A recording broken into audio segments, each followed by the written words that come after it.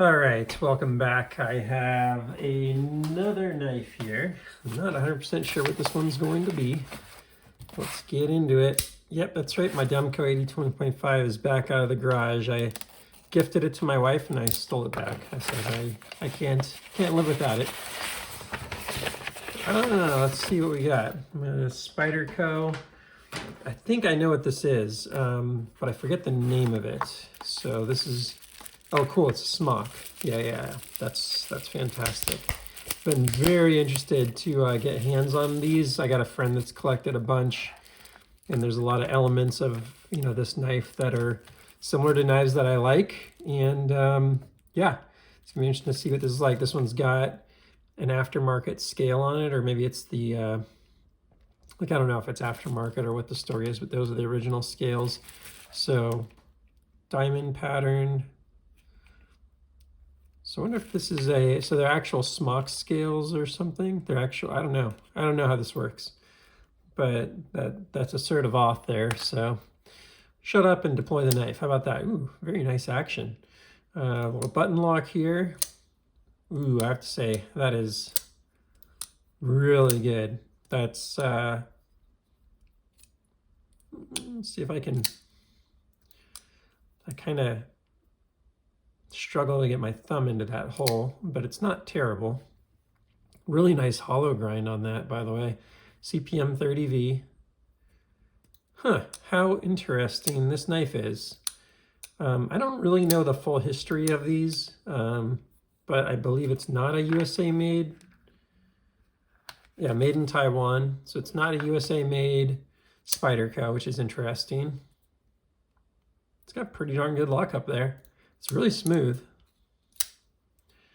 Wow, if all things considered, this certainly gives a brown mini FSD a run for its money for a lot less money. And I like the button more, less likely to have an issue deploying the button here. Although it does also happen to stick up a little bit. It's kind of funny. It does happen to be a button that does have a little bit of potential like that to get pushed in. So it's kind of interesting that it would happen to have that same issue.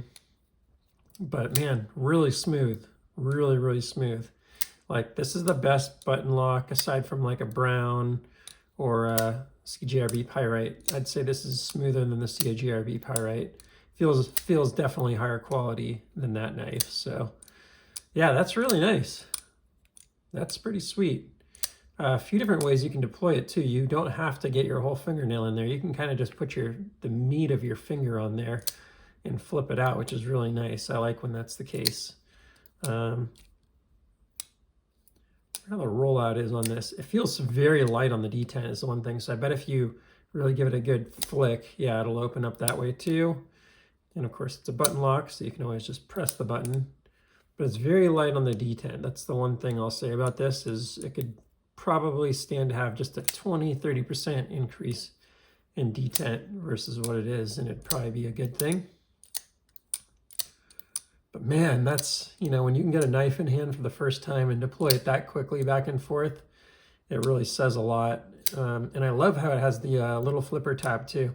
And I'm not a big fan of front flipping, so I don't mind that not being there, and just the whole thing being a little more low profile. So beautiful knife. I'm a big fan of this. Yeah, gotta really be thinking about putting one of these in my collection now. But that is a sweet one. Very sweet. Let's see if I can learn anything more about what's going on here with this particular one. I know he said it had like some aftermarket something or swapped out something, but I don't know if I can track it all down here. But Smock diamond pattern steel, I mean, maybe that's just a sort of auth for the scales from Smock knives. These original ones are pretty sweet too. So these are carbon fiber. So this was a nice carbon fiber, yeah, I think so. It was a nice knife.